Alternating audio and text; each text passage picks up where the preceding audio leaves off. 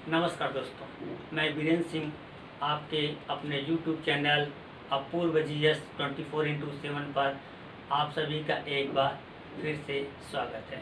दोस्तों, यूपी में बहुत सारी वैकेंसी आने वाली हैं, जिसमें से लगभग 6000 लेखपालों की वैकेंसी आने वाली है, जिसको पटवारी भी बोलते हैं। और TGT PGT के साथ साथ लगभग 40,000 वैकेंसी भी आने वाली हैं। सब आजकल स्तरीय क्वेश्चन आ रहे हैं और सब जगह तगड़े क्वेश्चन सभी सब्जेक्टों के पूछे जाते हैं, जिसमें से TGT PGT के इतिहास सब्जेक्ट और सोशल साइंस सब्जेक्ट के लगभग इतिहास से बहुत अच्छे क्वेश्चन आ रहे हैं। इस सब को ध्यान में रखते हुए हम लोग इतिहास का टॉपिक पढ़ेंगे और डीपली पढ़ेंगे। जो चैनल को पहली बार देख रहे हैं, चैनल को सब्सक्राइब करें तथा साथ में बगल में लगे हुए बेल आइकन को प्रेस करें, जिससे मैं जो भी वीडियो डालूं आप लोग को समय पर उसका नोटिफिकेशन प्राप्त हो सके। इससे पिछले वीडियो में हम लोगों ने हड़प्पा या सिंधु सभ्यता के बारे में कुछ पढ़े, जैसे सिंधु सभ्यता या हड़प्पा सभ्यता का नामकरण कैसे हुआ उसको हम लोग पढ़ चुके हैं। सिंधु सभ्यता का काल कितना था C40 के द्वारा, उसको हम लोग पढ़ चुके हैं। और सिंधु घाटी सभ्यता का विस्तार किन किन देशों में किन किन स्थानों पर कितना हुआ है, ये भी हम लोगों ने पढ़ चुके हैं। इसी के साथ साथ हड़प्पा और मोहनजोदड़ो के स्थल भी हम लोग पढ़ चुके हैं। अब इसके बाद हम लोग अगले स्थल की बात करते हैं, जिसका नाम है चन्हुदड़ो। 1931 में चन्हुदड़ो का पता लगाते हैं मजूमदार द्वारा तथा 1935 में इसकी खुदाई करवाते हैं मैके महोदय। ये जब खुदाई करवाते हैं तो यहाँ से बहुत सारी वस्तुएं या अवशेष प्राप्त होते हैं, जिसमें से इसको प्राग हड़प्पा संस्कृत के नाम से भी आता है, क्योंकि जब यह संस्कृत समाप्त हो गई थी, हड़प्पा सभ्यता जब विनाश हो गया था, उसके बाद यहाँ पर झूकर और झाकर संस्कृतियों के अवशेष प्राप्त होते हैं। इसी के साथ अगर हम देखते हैं तो यहाँ से मन के बनाने के कारखाने प्राप्त होते हैं। मन के वो चीज़ होते हैं जिसको हम साधारण बोलचाल में या गांव की बोलचाल में उसको बोलते हैं गुड़िया। गुड़िया यानी मन के बनाने के कारखाने चन्हुदड़ो से प्राप्त होते हैं। दोस्तों, इसी के साथ साथ हम जानते हैं कि सिंधु घाटी सभ्यता के अधिकतर मकान पक्की ईंटों के बने हुए थे। उन पक्की ईंटों के साथ साथ कुछ ऐसी ईंट मिली हैं, लंबाई चौड़ाई तो अमूमन होते या आयताकार होते हैं, लेकिन चन्हुदड़ो से जो ईंट मिलती है ये वक्राकार ईंट होती है। क्वेश्चन आता है कि वक्राकार ईंटें कहाँ से प्राप्त होती हैं, तो चन्हुदड़ो से। साथियों, अगर हम बात करते हैं जो सौंदर्य प्रशासन की चीज़ में, आज जो सौंदर्य प्रशासन के लिए महिलाएं इस्तेमाल करती हैं साधन, वो आज से लगभग 3.5 से 4,000 साल पहले हमारे देश की महिलाएं इस्तेमाल करती थी। जैसे लिपस्टिक का इस्तेमाल सिंधु घाटी सभ्यता में होता था।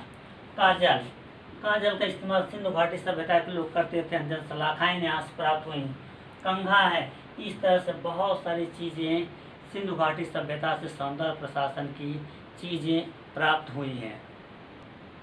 दोस्तों, अगला हम देखते हैं लोथल। अभी तक हम जो लोग 3 चीज़ें देखें, हड़प्पा, मोहनजोदड़ो और चन्हुदड़ो, ये तीनों स्थल पाकिस्तान में स्थित हैं, लेकिन जो लोथल है ये भारत में स्थित है, भारत के गुजरात में।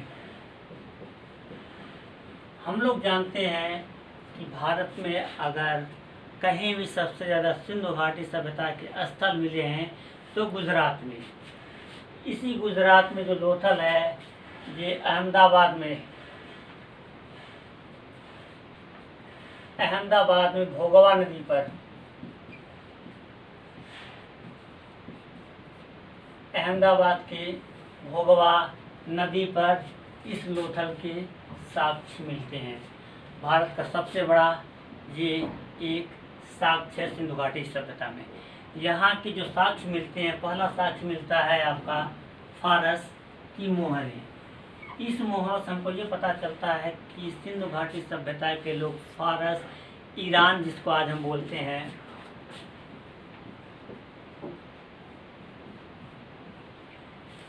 फारस से हमारा व्यापारिक संपर्क था, क्योंकि ईरान के हमारे यहाँ मोहरें मिलती हैं, इससे पता चलता है कि हमारा उनसे क्या है, लेन देन होता था।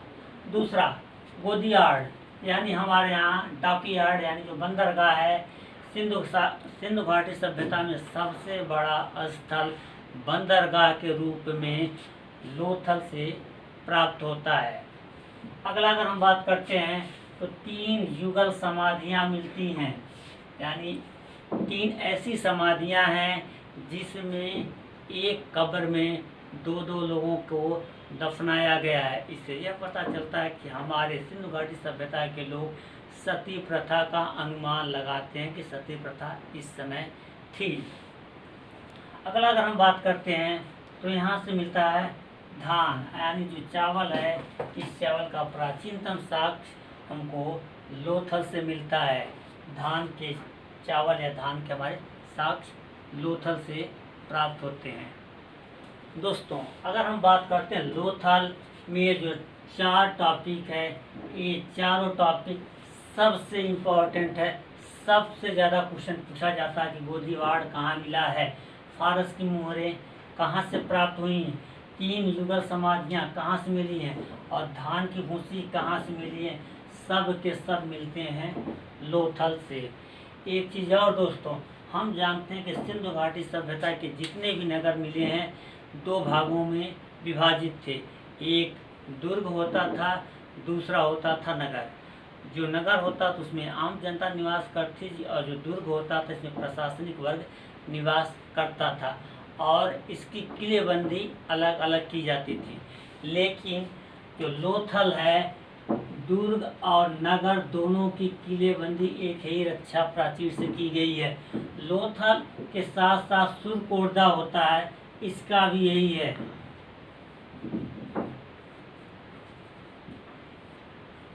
ये दोनों स्थल ऐसे हैं जहाँ पर एक ही रक्षा प्राचीर से नगर और दुर्ग का किलेबंदी की गई है। अगला स्थल की अगर हम बात करते हैं तो आता है कालीबंगा। कालीबंगा का अर्थ ही होता है काले रंग की चूड़ियाँ। काले रंग की चूड़ियाँ। ये कालीबंगा राजस्थान के श्री गंगानगर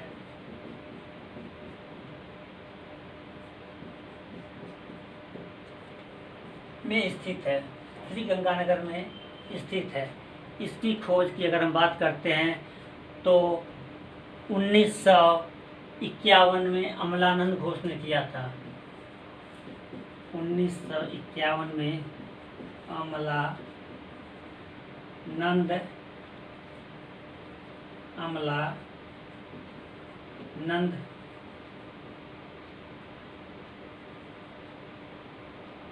अमलानंद घोष ने करवाया था। इस कालीबंगा को दशरथ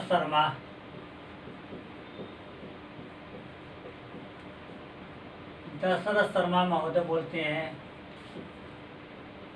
तृतीय राजधानी।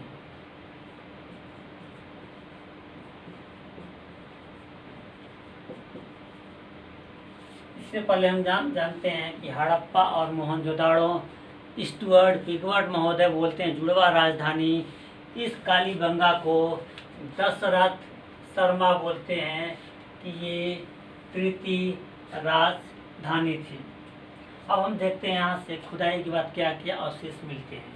पहले अगर हम अवशेष की बात करते हैं तो जुते हुए खेत के साक्ष्य मिलते हैं, यानी हल के निशान। सबसे ज़्यादा क्वेश्चन पूछे जाने वाला यही है कि जुते हुए खेत के साक्ष्य कहाँ से मिलते हैं, तो कालीबंगा से। अगला क्वेश्चन ये आता है कि 7 हवन कुंड किस स्थल से प्राप्त होते हैं, या इसको बोलते हैं सामूहिक हवन कुंड। ये मिलते हैं आपके कालीबंगा से। एलटी ग्रेड में ये क्वेश्चन पूछा गया था कि 7 हवन कुंड कहाँ से प्राप्त हुए हैं। इसके साथ हम देखते हैं, अगर लोथल की बात करते हैं तो लोथल से भी हवन कुंड के साक्ष्य प्राप्त होते हैं। अगर हम देखते हैं जो आज हमारे यहाँ भूकंप आते हैं, ये प्राचीन काल से भी भूकंप आते हुए थे, प्राचीन काल में भूकंप आते थे, और इसका पहला साक्ष्य मिलता है कालीबंगा में। जो भूकंप है इसके प्राचीनतम साक्ष्य हमको कालीबंगा से मिलते हैं। सॉरी, हम जानते हैं सिंधु घाटी सभ्यता के अधिकतर मकान पकी हुई ईंटों से बने थे, लेकिन कालीबंगा एक ऐसा स्थान है जहाँ के मकान कच्ची ईंटों के बने हुए थे। कच्ची ईंटों के बने के साथ साथ ये कि यहाँ की जो जल निकासी होता है, इस जल निकासी का यहाँ पर अभाव पाया जाता है। इसके बाद हम बात करते हैं जो ईंटें होती हैं, ये ईंटें अलंकृत होती थी। आज भी हम ईंटें अलंकृत ईंटों का प्रयोग करते हैं, वही अलंकृत ईंटें यहाँ भी पाती हैं। अगला है अंत्येष्टि की प्रकार। अंत्येष्टि हम जानते हैं 3 प्रकार से होती है, पूर्ण समाधान, आंशिक समाधान और दाह संस्कार। ये तीनों विधियाँ आपके कालीबंगा से प्राप्त होती हैं। देखते हैं दोस्तों, अब जो हम लोग किसी पढ़ चुके हैं उसका थोड़ा सा रिवीजन कर लेते हैं। जैसे चंद्रगढ़ों में सबसे पहले मिलता है झूकर, झाकर, संस्कृत, और मन के बनाने के कारखाने मिलते हैं। अगला है लोथल की। अगर हम बात करते हैं तो लोथल से हमको फारस की मुहरे, उसके बाद चावल के साक्ष्य, गोदीवाड़ा, ये सब वहाँ से हमको लोथल से प्राप्त होते हैं। कालीबंगा से अगर हम देखते हैं तो जुटे हुए खेत के साक्ष्य मिलते हैं, 7 हवन कुंड मिलते हैं, भूकंप के प्राचीनतम साक्ष्य मिलते हैं। जो सबसे ज़्यादा क्वेश्चन ये आता है आपका, ये और ये 3 क्वेश्चन सबसे ज़्यादा है, और ये आपका श्रीगंगानगर के किनारे या ज़िले में स्थित है। दोस्तों, अगर आपको यह वीडियो पसंद आता है तो लाइक, शेयर और सब्सक्राइब ज़रूर करें। आप पूरा वीडियो देखने के लिए धन्यवाद आपका। जय हिंद दोस्तों।